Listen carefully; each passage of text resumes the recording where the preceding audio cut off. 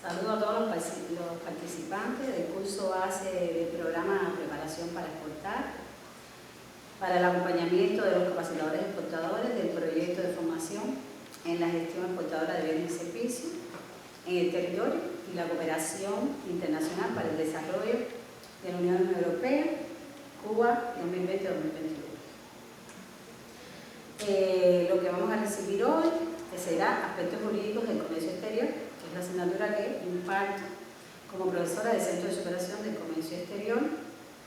Mi nombre es Marta Paslao Arroz y ya les di profesora de esta asignatura. Los temas que trataremos serán la contratación económica y su importancia para el comercio exterior cubano, tipos de contratos económicos y la legislación vigente aplicable a la contratación económica, interrelación de los contratos económicos con los contratos internacionales, el contrato de compraventa internacional, legislación aplicable vigente nacional e internacional, tipos de contratos relacionados a la contratación internacional, contrato de supervisión, contrato de servicios, contrato de transporte, legislación aplicable a la protección de los derechos de propiedad intelectual. De manera general, tocaremos algunos de estos temas que son sugeridos para acompañar a estos capacitadores exportadores.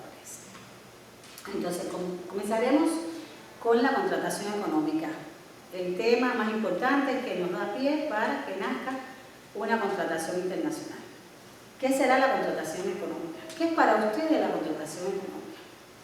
Pues son aquellas relaciones contractuales que se desarrollan dentro del territorio nacional entre los principales sujetos nacionales, ya sean productores o vendedores, que intervienen en los planes económicos y aquellos sujetos nacionales que tienen facultades para importar y exportar. En este caso, que tienen facultades para exportar. Y entonces nos preguntamos, ¿por qué es importante la contratación económica para el comercio exterior? Primero, porque a partir de esta contratación económica podremos proteger las relaciones, valga la redundancia, económicas y comerciales de la economía nacional mediante un proceso en el cual se integran los diferentes sujetos que actúan legalmente en ella, para mediante la concentración de un contrato garantizar sus respectivos planes económicos, satisfacer sus necesidades y con ello los objetivos y prioridades de nuestra sociedad. ¿Cuáles serían las disposiciones legales que aplicamos para la contratación económica? Pues tenemos el Decreto Ley 304 de diciembre de 2012, llamado de la contratación económica, y el Decreto 310 del mismo año de los tipos de contratos. Estas son las dos disposiciones más importantes que nos apoyamos para la contratación económica. Tenemos que tener en cuenta cuando vamos a realizar una contratación que nos basaremos ya sea en los principios que establecen estos decretos de la contratación económica o ya sea los principios generales que entrarían en el derecho internacional privado. Pues uno de ellos sería la autonomía de la voluntad. Quiero decir con eso que para poder realizar un contrato, las partes deben tener voluntariamente el deseo de realizar la contratación. Si no existe este principio, pues por supuesto no podrán hacer un contrato entre las partes. Que tiene que haber buena fe, que cada parte vea en esta negociación y futura contratación buena fe para que pueda fluir el contrato de manera amigable. Que debe haber igualdad entre las partes, igualdad a la hora de conformar las cláusulas, que no pueden haber cláusulas abusivas entre unos y otros, y sus contenidos deben ser de manera igual para los dos. Mantener la confidencialidad si fuera necesario, de que alguna de las partes lo solicitara, y en el caso de la contratación y el Decreto Ley 304 se incorpora la relatividad a cargo del tercero, permitiendo que pueda incorporarse al contrato principal un tercero. Esto lo vamos a ver un poquito más adelante. Un tercero que se le podrá dar facultades y responsabilidades en el contrato. Y también se incorpora la intangibilidad, que es la posibilidad de modificar modificar o terminar el contrato por determinadas situaciones que se acuerden entre las partes.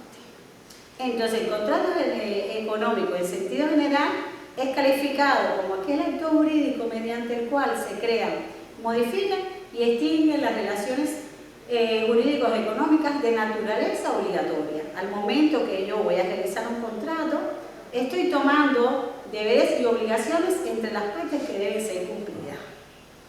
Nos establece esta disposición legal que en este tipo de actos jurídicos se incorporarían o formarían parte de personas naturales o jurídicas nacionales o personas naturales o jurídicas extranjeras, ya sea domiciliadas en Cuba o autorizadas a operar en el país.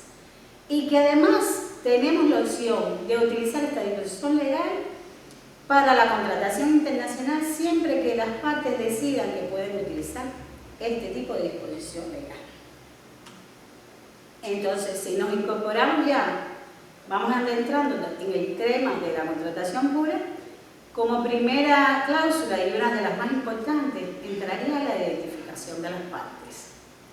Esta es la cláusula que por su excelencia es la más importante del contrato, nos ayuda a determinar la veracidad de las partes, su adecuada identificación, la denominación o razón social, acreditación, la capacidad jurídica, los documentos de creación, la identidad de ya sea esta persona jurídica, esta empresa con la cual nosotros vamos a contratar, o las personas naturales, que además debe estar incorporada en la identificación de las partes, el domicilio legal, la nacionalidad, el banco del cual cliente, los números de cuentas bancarias, la moneda de pago, las inscripciones en los registros correspondientes, las habilitaciones para personas naturales o jurídicas y en su caso, igual, la representación. ¿Quiénes son las personas naturales que están autorizadas a firmar el contrato o que representan la empresa como directivos de ella? Esto tendrá que venir acompañado con un nombramiento, una resolución o la acta de la Junta de la sociedad a la que pertenece. Y hay que tenerlo en cuenta para ambas partes. Debemos velar porque esta cláusula tenga una equidad en el contrato, porque en muchas ocasiones la parte extranjera, que es la que nos interesa conocer mucho más, es mucho más pequeña y trae menos información que la parte cubana que somos nosotros. Otro elemento a tener en cuenta es, en los pasos de la negociación, es la oferta. La oferta, para ser considerada válida, debe ser clara y precisa, dada a conocer en el domicilio del destinatario. Nos establece el Decreto Ley 304 y la Convención de Viena que existirá una vigencia de 20 días para dar respuesta a esta oferta, pero las partes pueden decidir otro término. Es libre de que podamos cambiarlo o no. Que la oferta será revocable hasta el envío de la aceptación. Quiero decir con esto que usted me envíe una oferta o yo le envío una oferta y yo puedo hacer una contraoferta, recibir una reoferta, otra contraoferta y así hasta que lleguemos a un acuerdo y se haga finalmente la aceptación. Muy importante en estos casos que cuando nosotros trabajamos la oferta, contraoferta y voy haciendo cambios, le estoy dando la opción a la otra parte de estoy interesado en esto que estamos negociando. Debe tener en cuenta los términos, o sea, los 20 días o los términos que usted puso y que cuando la haga firme empezarán a correr los deberes y obligaciones de las partes. Que para que no exista ningún conflicto que pueda dar motivo a una reclamación, en el proceso de oferta y contraoferta, usted debe mantener informado a la otra parte o viceversa. En el caso de que ya le habíamos dicho de terceros en el contrato, pues sí, la parte obligada a la prestación, objeto del contrato, puede concertar con un tercero otros contratos de distinta naturaleza. O sea que esta disposición legal me da la posibilidad que yo tenga un contrato principal contrato de compraventa principal, y puedo hacer con un tercero otro contrato y puedo además designar, darle facultades para que ésta él responda por ellos, pero además que podría tener efectos retroactivos a partir de la fecha de inicio del contrato, que además debe ser comunicado a la otra parte cuando este tercero acepta la nominación. En el caso de las garantías para el cumplimiento de los contratos.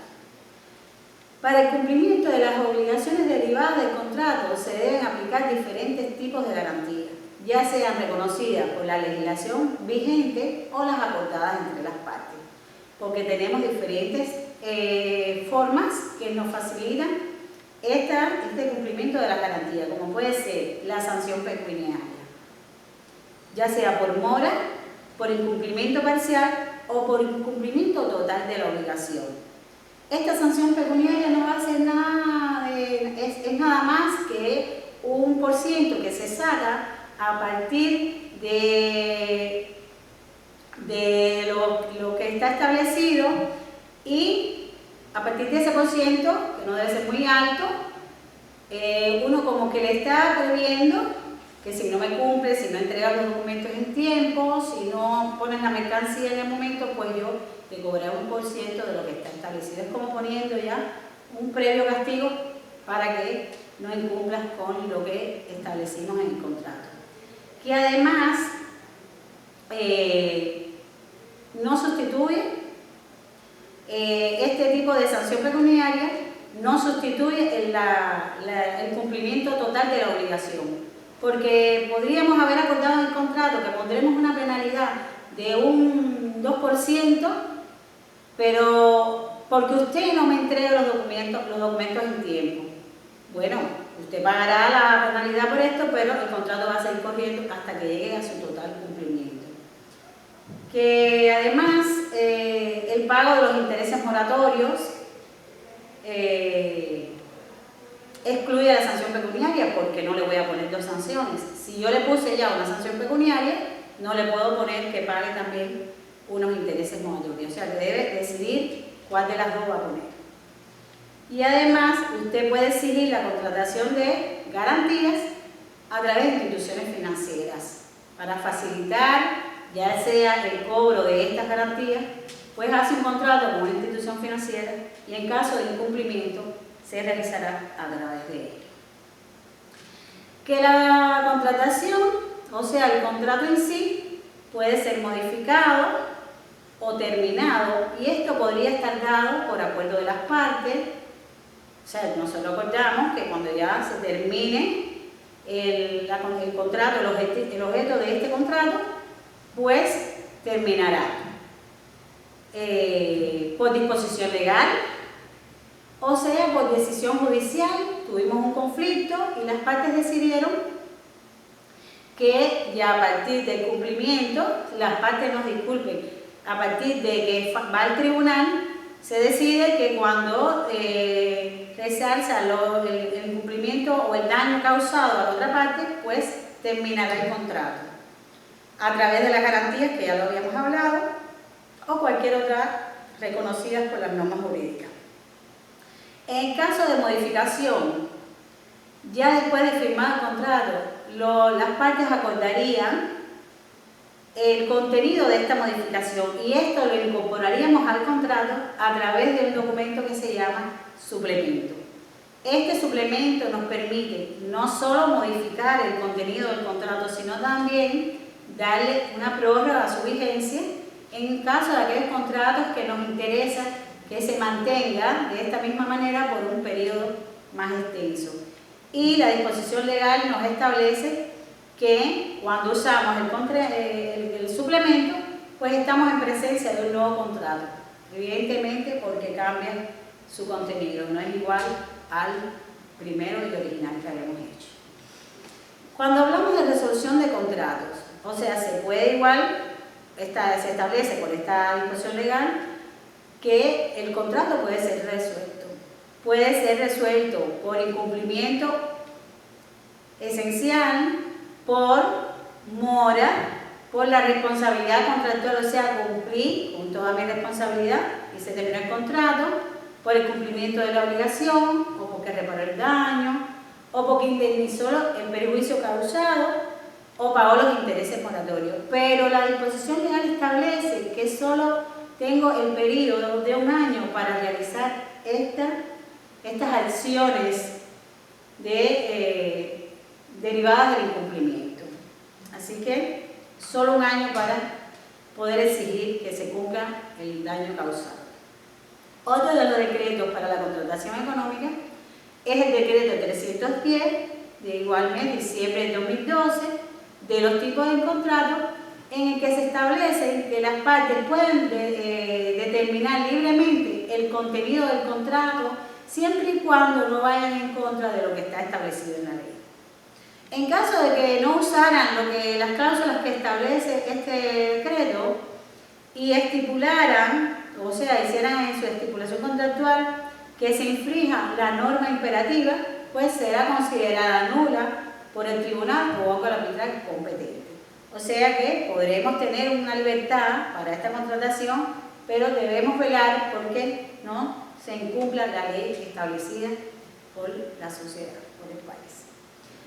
Entonces, de los tipos de contrato que nos detalla esta disposición, tenemos el contrato de compraventa. Vamos a ver un poquito más adelante, muy conocido por todos, es uno de los más comunes.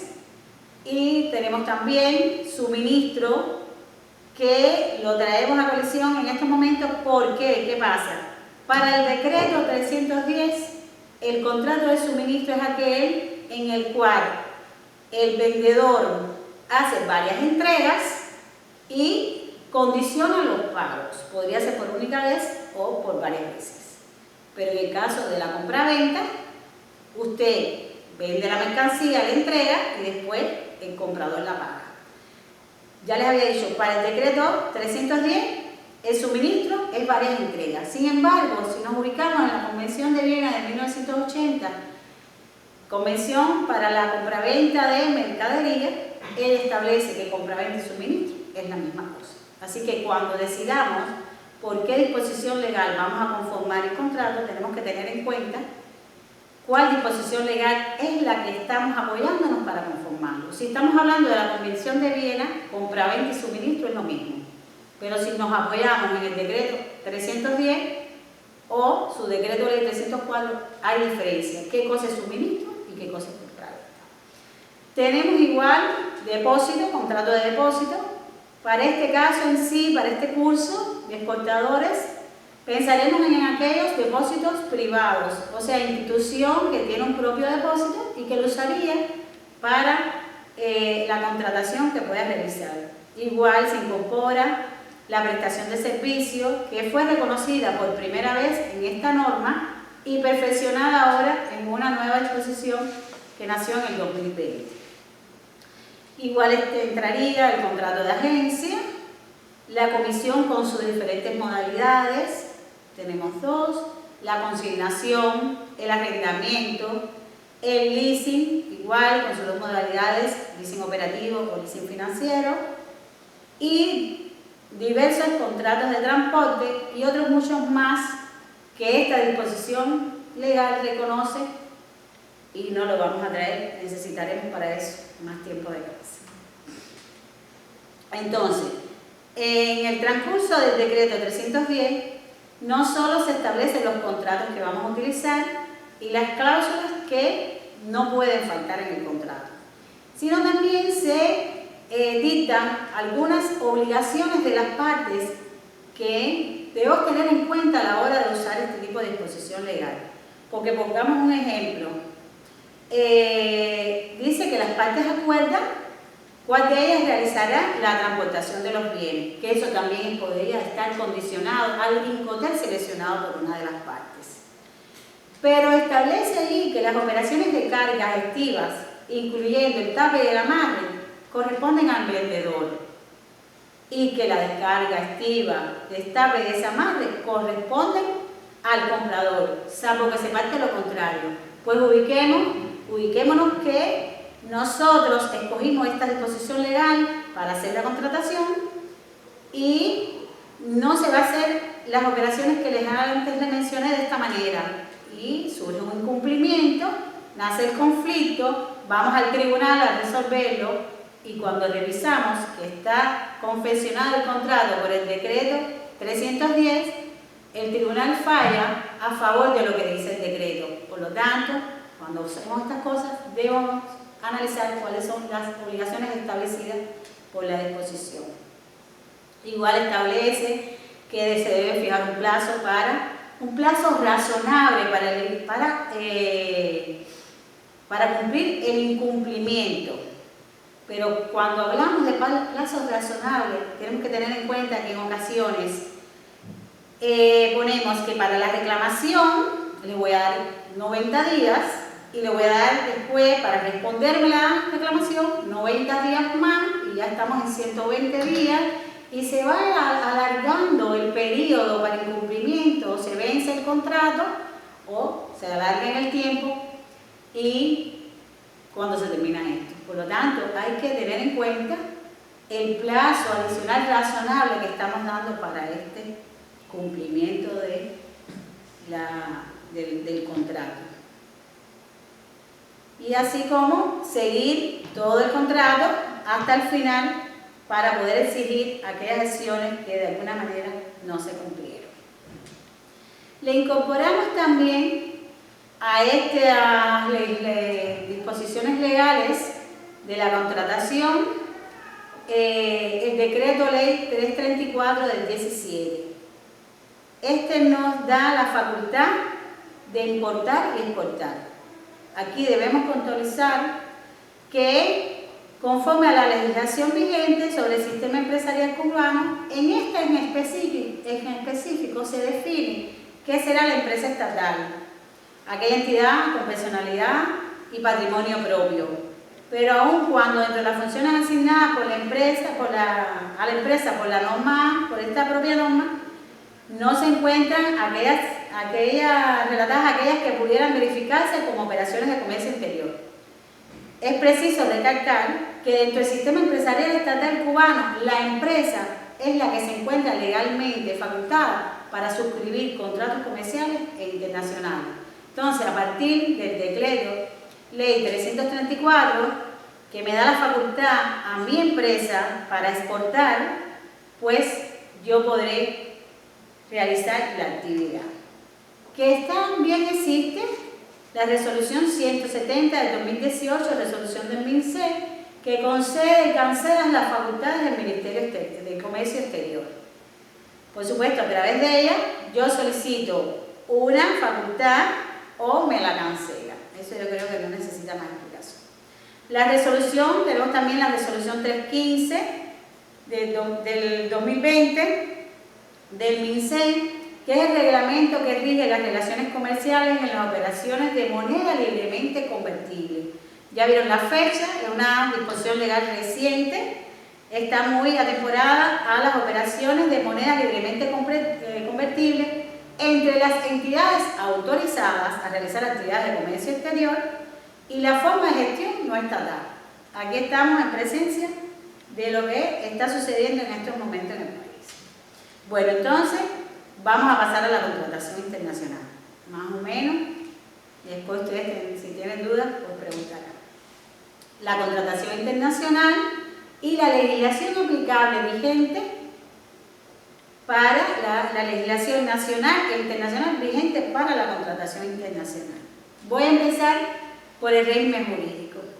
Bueno, el régimen jurídico o disposiciones por las cuales se va a regir un contrato de compraventa internacional está conformado por disímiles instrumentos legales, entre los cuales entrarían los tratados internacionales, o sea, aquellos tratados internacionales en que las partes del contrato forman parte de él. Todos estos contratos pueden venir todos estos tratados internacionales, pueden venir al contrato. También se incorporarían al régimen jurídico las normas escogidas por las partes para regir la totalidad del contrato o parte del contrato, incluidas las normas no vinculantes, pero que pueden ser incorporadas al contrato por interés o voluntad de las partes. Las disposiciones del derecho interno de un Estado escogidas como aplicables al contrato, por ejemplo, Resolución 50, Decreto Ley 304, o sea, son regulaciones propias del derecho interno que pueden ser usadas por las partes dentro del contrato, y las normas que resultan de aplicación en virtud al derecho internacional privado, o sea, todas aquellas que facilitarían la solución de un conflicto o alguna necesidad de aclaración a la hora de resolver el conflicto. En el caso de Cuba específicamente debe tenerse en cuenta que la determinación del régimen jurídico de las relaciones contractuales internacionales se rigen bajo los principios esenciales que se plantean en el Código Civil cubano, que nos dice que a falta de sumisión expresa o tácita de las partes, las obligaciones contractuales se rigen por la ley del lugar de ejecución del contrato. Si yo no expresé, una de las partes, no expresé en el contrato cuál será la ley aplicable para mi contrato por el cual yo confeccioné, pues entonces entrará por nuestro Código Civil la ley del lugar de ejecución del contrato. Podría ser la ley cubana o la ley del país con el que estamos contratando. Ojo con eso. Tenemos también que en nuestro Código Civil, en nuestro Código se reconoce la prevalecencia de las reglas de acuerdos o tratados internacionales de las que Cuba es parte. O sea que prevalecen aquellos tratados internacionales por encima de las disposiciones del derecho interno. Por lo tanto, si, como ya habíamos dicho, si en la contratación Cuba es parte de diversos tratados, si no quiero que entre al contrato, tengo que expresarlo, plasmarlo dentro del contrato, porque estos tienen prevalecencia por encima del derecho interno. Entonces, hablando de tratados internacionales, empezaremos por la Convención de Viena de 1980, la cual surge en abril del 80, nace en Viena y es creado denominado Convención de las Naciones Unidas sobre los contratos de compraventa internacional, pero solo de mercaderías. Cuba se forma parte de este convenio en 1994 y la finalidad del mismo es fomentar y unificar el comercio internacional. Permite contar con normas y lenguaje universal en materia de contrato de compraventa internacional y es el instrumento jurídico de mayor utilización por los operadores del comercio en la transacción de exportaciones de bienes. Es pertinente conocer que la Convención de Viena regula solamente la formación de contratos, derechos y obligaciones de las partes bajo el mismo. Esto significa que existen cuestiones que no están reguladas dentro de este tratado, por lo tanto, habrá que atenerse a lo dispuesto por la ley interna. No quiere decir que este tratado o esta Convención de Viena, recogerá todo lo que va en el contrato. Entonces, los vacíos que yo pudiera encontrar dentro de la Convención con respecto a mi contrato, lo buscaré en el derecho interno. Pero además debo tener en cuenta las reglas del derecho internacional, los principios que no me permiten actuar de mala fe, ni que se pierda la igualdad entre las dos partes. Debemos señalar que están excluidas del ámbito de aplicación de esta Convención de Viena de 1980 aquellas mercaderías que pudieran ser para uso personal, familiar, doméstico, salvo que el vendedor en cualquier momento antes de la celebración del contrato no conociera de que iban a ser para uso personal.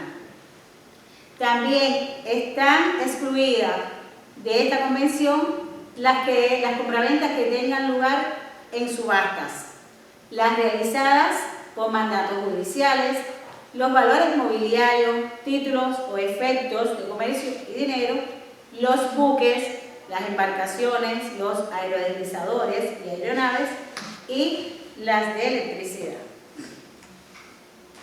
Entonces, está incorporado igual para el régimen legal de compraventa internacional el complemento de otros tratados como es el Convenio sobre la prescripción de materia de compraventa internacional de mercadería, conocido como Convención de Nueva York de 1974. Esta convención, además, tiene un protocolo creado en el 80 y el convenio sobre el reconocimiento y ejecución de sentencias arbitrales extranjeras. Esta última, conocida como Convención de Nueva York de 1958, donde se reconoce aquellas sentencias que fueron dictadas por tribunales arbitrales y que nuestros tribunales provinciales las reconocen para hacer aplicable la sentencia que fue dictada. O sea que es muy importante para nosotros. También sirven de soporte a otros instrumentos como los INCOTER, los principios de Onidroit, que el último que tenemos es el del 2016, que nos ayuda a conformar diferentes cláusulas del contrato, los diferentes instrumentos relativos a las operaciones financieras, los de transporte, las reglas aduanales, las regulaciones nacionales de los estados en el cual tiene su sede las partes o donde se desarrolle sus actividades o el lugar de ejecución del contrato. Esto se lo puedo aclarar ahora. ¿Qué pasa con las convenciones estas internacionales, los convenios internacionales, los tratados internacionales? Aunque yo no sea parte del convenio, si yo estoy firmando un contrato con un estado que forma parte de un convenio internacional, pues de manera indirecta entro en lo que establece este convenio internacional. Entre las disposiciones que tenemos en el ámbito nacional, contamos con una serie de resoluciones dictadas por el Ministerio de Comercio Exterior que están muy vinculadas directamente a la actividad de contratación internacional. Algunas de ellas, ahora se las voy a mencionar, después me extenderé un poquito más. Está la resolución 50 del 2014, que es el reglamento de importación e exportación, la resolución 16 y 17, que establece un procedimiento para la solicitud de oferta, elaboración del pliego de concurrencia y el análisis de los precios. Tenemos igual la resolución 30 del 17, que establece el procedimiento para el control del cumplimiento de las regulaciones técnicas de los productos de importación y en este caso de exportación, y las indicaciones para la elaboración del procedimiento de inspección de mercancía. O sea, este entraría en el momento de la cláusula de inspección y todo lo que se debería cumplir por interés nuestro.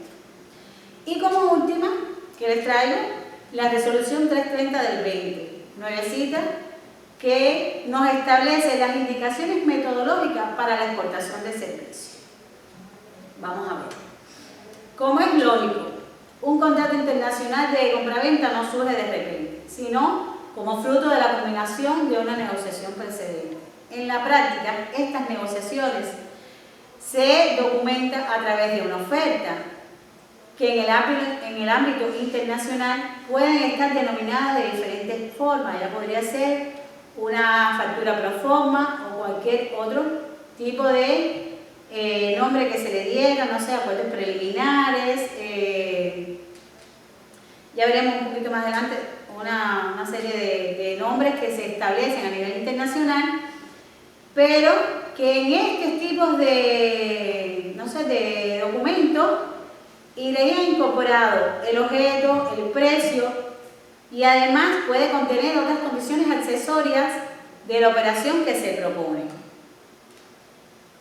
En ellos se establece también el precio, la normativa aplicable al producto, la competencia, el envase, el embalaje, las condiciones de entrega, los costes de la fabricación, y esto podría ser llevado a los nombres que les digo. Ya le había hablado de la factura pro forma, podría ser un acuerdo preliminar, un convenio de acuerdo, las cartas de intenciones, memorandos de acuerdo o cualquier otro nombre, o acuerdos con condiciones abiertas o compromisos que se decidan entre las partes.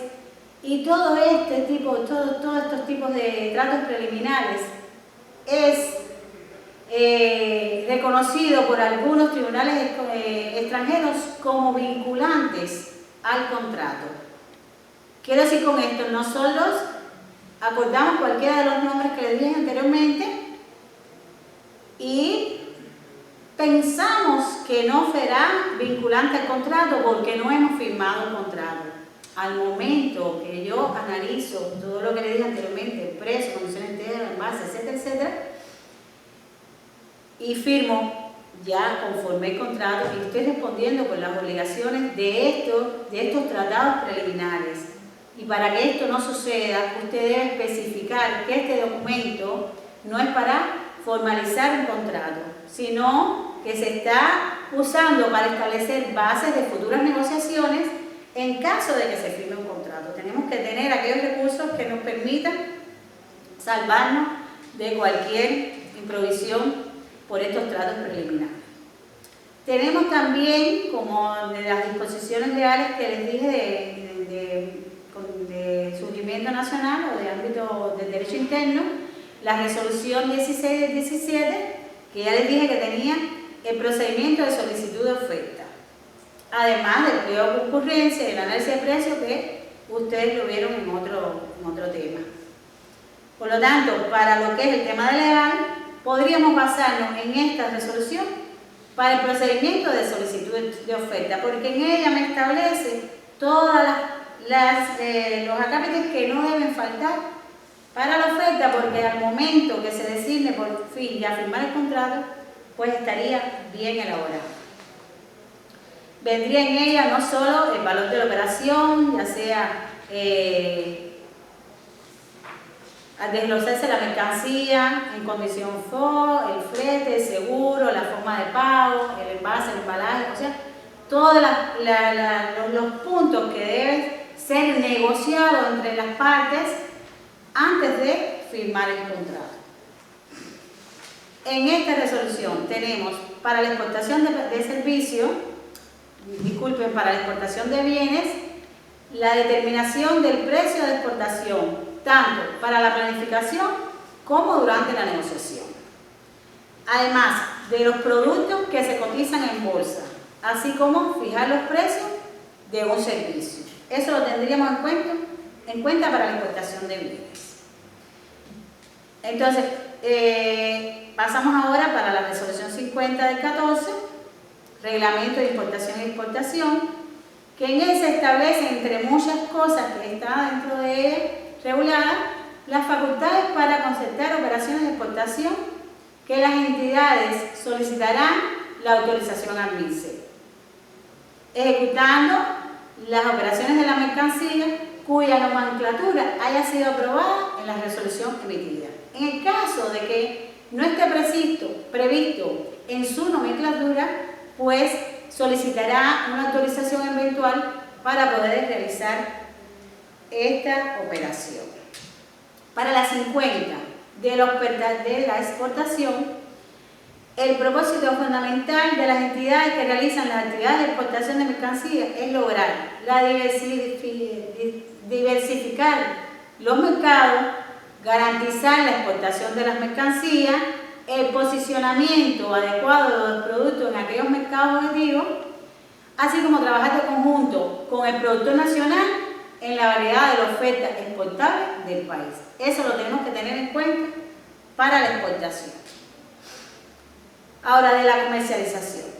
Las entidades con la participación de productores nacionales deben garantizar en los mercados que comercializan los productos y los servicios de postventa. Deben diversificar las ventas entre varios mercados y clientes extranjeros, garantizar la calidad de esta mercancía que van a exportar, asegurar la disponibilidad de las mercancías objeto de exportación, porque si fue una mercancía tentadora y tuvo un buen resultado, pues debemos garantizar que esté disponible para próximas exportaciones, adoptar acciones requeridas para asegurar la protección de los derechos de propiedad intelectual o industrial que podrían tener estos bienes y el cumplimiento de la política marcaria relacionada con estos productos que se comercializan. En el caso de la contratación, la 50, además de establecer la cartera de proveedores, un departamento de inteligencia comercial, establece la necesidad de que se habilite un expediente para cada operación comercial con un determinado orden que los documentos que forman parte del contrato se incorporen a este expediente y que se conserve por un periodo de 5 años. Y que además esté habilitado un registro de contratos de operaciones donde aparecerían, en este caso, las exportaciones de la mercancía, porque esto no serviría para nuevas exportaciones. Entre las principales cláusulas que recoge la resolución 50 del 2014, ustedes pueden ver ahí que tiene un número amplio de cláusulas. De ellas, muy importantes que no deben faltar: el número del contrato, nombre del contrato, identificación de las partes, objeto, precios, condiciones y formas de pago, los documentos, la calidad de esta mercancía que será supervisada en la cláusula de supervisión, las garantías, los Incoterm, el Incoterm que vamos a utilizar para el contrato, asistencia y documentación técnica, la asistencia si fuera necesaria en esta, que en muchas ocasiones la asistencia técnica forma parte de un nuevo contrato, podría formar parte. Entonces la documentación técnica, la entrega, el marcaje, que aunque esta disposición legal nos habla de marcas, debe especificar el marcaje de la mercancía, el envase, el embalaje. No puede faltar igualmente las reclamaciones, las penalidades, cómo se van a solucionar los conflictos. La disposición legal nos dice arbitraje, pero no siempre lo vamos a hacer por arbitraje, podría ser igual en la sala de lo económico del Tribunal Provincial. Entonces, el nombre apropiado debía ser solución de conflicto. También nos expone la ley aplicable. Ley aplicable, cuando oímos ley aplicable, podrían estar las dos vertientes. La ley aplicable a la conformación del contrato, que podría ser alguno de los convenios o propios del derecho interno, y en el caso de la otra ley aplicable, es la aplicable a la solución del conflicto. No es lo mismo con lo que yo hago el contrato que con lo que yo voy a resolver el conflicto. La fuerza mayor, ¿qué sería reconocido como fuerza mayor o caso fortuito? La confidencialidad, si hiciera falta en este tipo de contrato una cláusula de confidencialidad. El seguro, condicionado o no al Incoterm.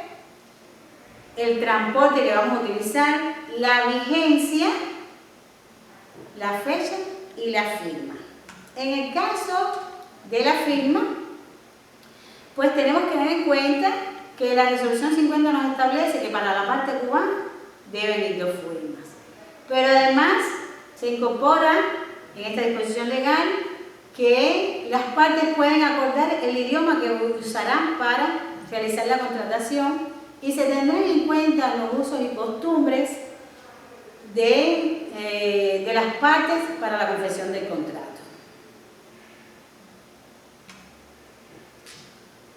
Tenemos que ver también, como hicimos en la contratación nacional, la responsabilidad por incumplimiento. Por supuesto que la parte que incumpla un contrato pues tendrá que asumir su responsabilidad derivada de este incumplimiento, a no ser que esté previsto entre las causas de fuerza mayor o caso fortuito, de independencia de ello. Que la parte infractora no queda liberada de cumplimentar lo que resta del contrato, salvo que lo sea acordado entre ellos. No, hubo incumplimiento, vamos a terminar el contrato, o ya sea decidido por declaración judicial. Que además deben comunicarse de inmediato, que va a suceder un incumplimiento por X motivo y facilitaría la comunicación entre las partes y podría disminuir el efecto del incumplimiento y hasta podría ser resuelto y negociado por las partes para una solución sin tener que llegar más allá de lo que podamos resolver las dos partes. Que además debemos velar por el cumplimiento de todo el desarrollo del contrato hasta que éste llegue a su final para que no pasen las cosas que después nos llevarán a una solución de conflicto.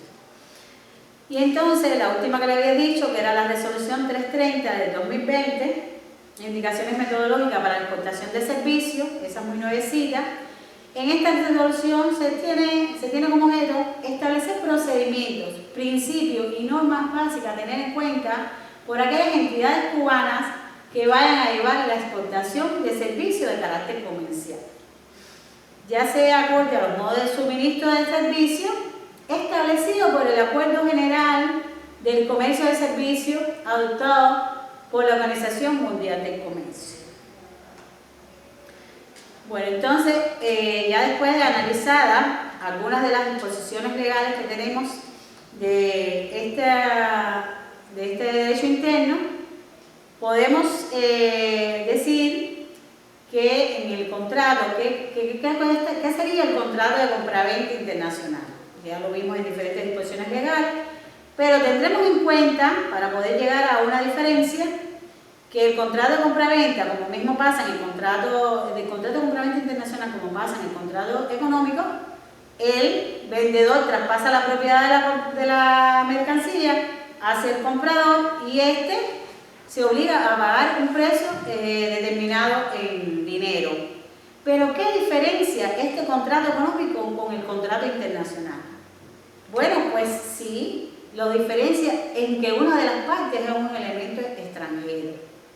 O sea que la relación contractual va a realizarse entre extranjeros.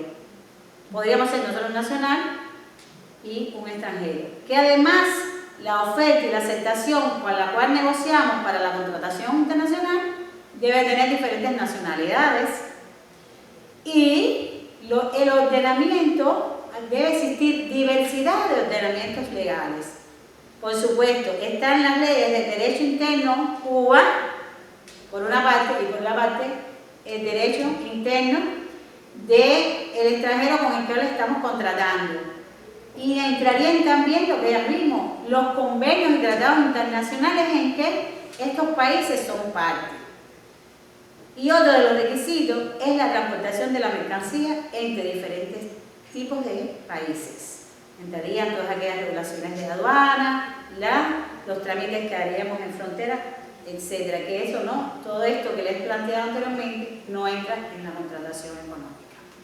Por lo tanto, esto sería lo que diferenciaría la contratación internacional de la económica.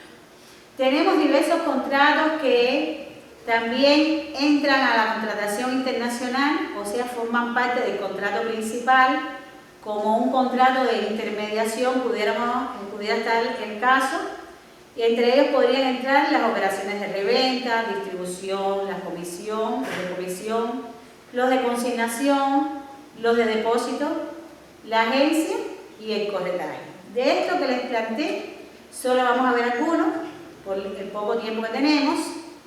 Podríamos hablar del contrato de agencia, que por lo general, este podría correr a favor, a nombre o a cuenta del principal, o se podría ser promovido por el agente en su propio nombre. Que este tipo de agente podría promover ventas, determinados bienes y servicios a un tercero, o establecer de forma continuada la realización de estos actos por intermediación de un principal. Que además que el agente regularmente es un nacional del país del que nosotros vamos a contratar y que puede conferirle facultades de representación. Este es un contrato muy peligroso hasta el punto que podemos darle facultades muy amplias a este agente sobre nuestros bienes, pero por ese mismo motivo debemos especificar hasta dónde son estas facultades. Igual está el contrato de corretaje, que no será más de aquel mediador o corredor que será remunerado a partir de la simple gestión de formalizar dicho contrato, de lograr unos resultados. Y vemos estos corredores muchas veces en los corredores de fletamento, de carga, corredores de ventas. En ocasiones lo vemos en actividades marítimas, en las bolsas, conocidos como broker o dealer, en dependencia de las funciones que vayan a cumplir cada uno de estos. Estos son una categoría diferente de agentes.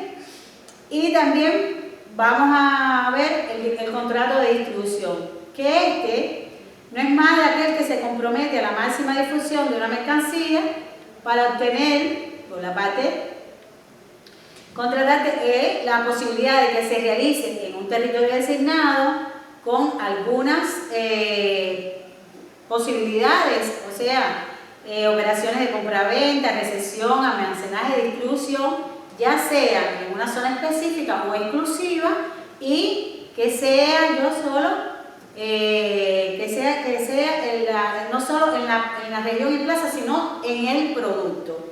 Este producto yo lo podré vender solo en esta zona, y por eso estoy en presencia de un contrato de distribución exclusivo, que me da la posibilidad, ya se lo dije, de revenderlo, y que no me puedo salir de la área del cual se me dio facultades para eso, pero debo tener en cuenta las obligaciones relacionadas con los derechos de propiedad intelectual, porque estoy dándole mi producto para que él lo venda, lo distribuya y lo comercialice en determinado país. Así que, importante los derechos de propiedad intelectual.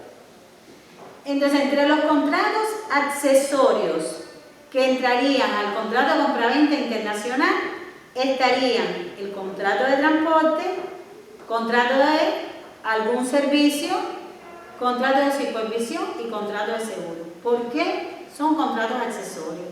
Todo contrato de compraventa internacional tiene incorporado estos contratos para su contrato principal. Yo no puedo hacer un contrato de compraventa internacional si no tengo contratado un transporte, un seguro y una inspección. Les incorporé servicios porque podría estar incorporado un servicio para este tipo de contrato.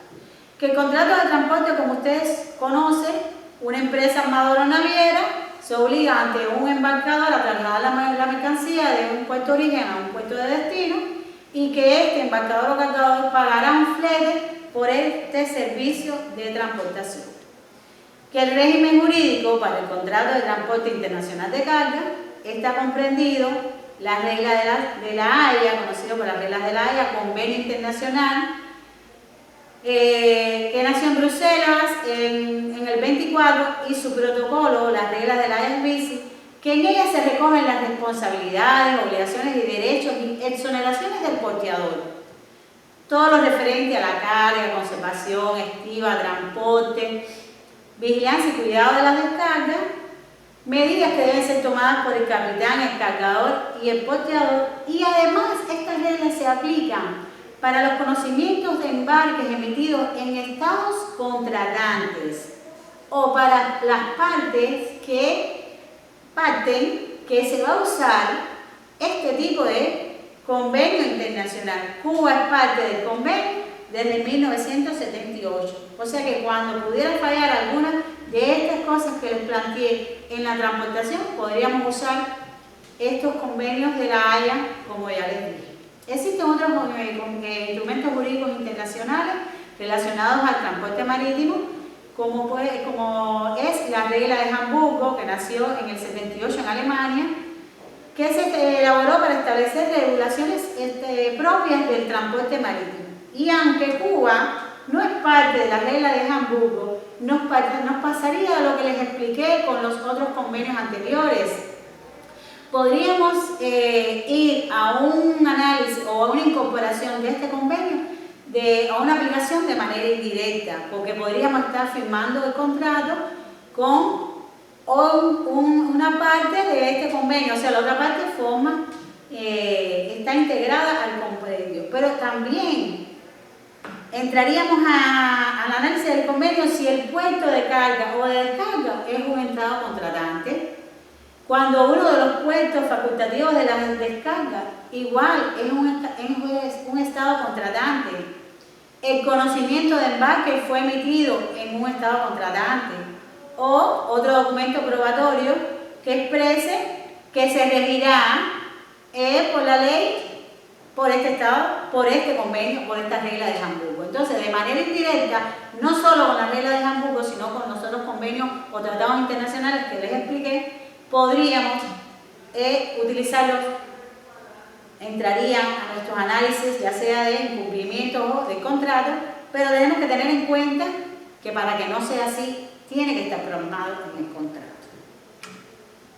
Los supervisores, bueno, ya ustedes conocen que esto, según ha desarrollado la sociedad, ha ganado mucha importancia y que no es posible, no se consigue una actividad de compraventa sin que se realice una supervisión, se compruebe, se verifiquen los compromisos y las obligaciones que se pactaron en el contrato y que las entidades cubanas con facultades de comercio exterior deben establecer procedimientos de inspección de mercancías que sean exportadas de conformidad con las regulaciones propias del Ministerio de Comercio Exterior.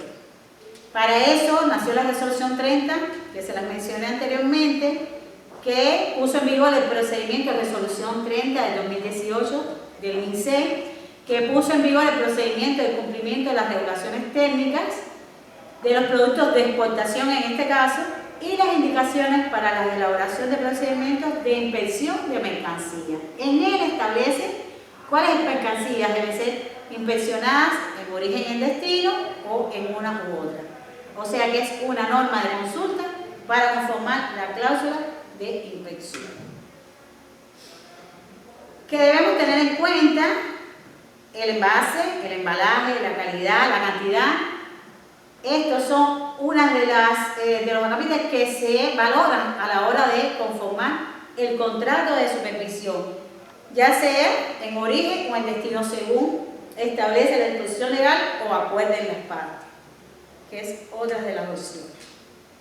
Que existe la inspección fitosanitaria y zoosanitaria. La fitosanitaria se realiza para comprobar mediante la inspección los recursos agrícolas y forestales y medio ambiente, evitar que se activen aquellas llamadas plagas cuarentenarias, o sea que se controlarían todos los recursos de este tipo. Y la zoosanitario pues es para velar y cumplir con las normas de higiene y salud establecidas para los productos de origen animal. Entonces, en dependencia de la mercancía que usted va a vender, debe seleccionar en su inspección, si fuera necesario, una de estas dos inspecciones que antes le mencionaba.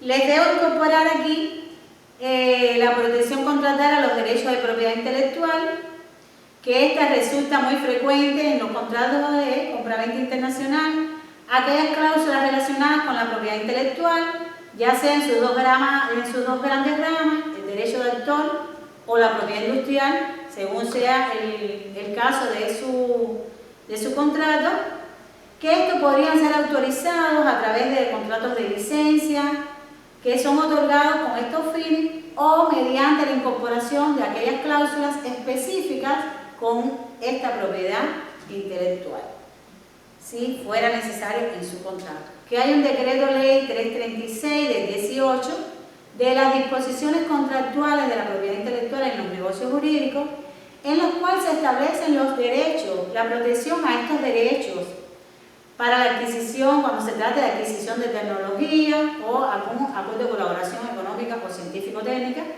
así como algún derecho de protección a la información no divulgada.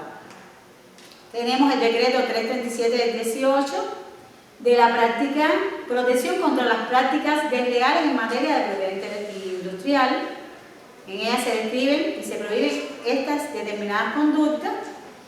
Y por último, el decreto 343 del 2018 del Sistema de Protección Industrial, que establece las regulaciones esenciales para la gestión de estos derechos de comercialización de activos intangibles.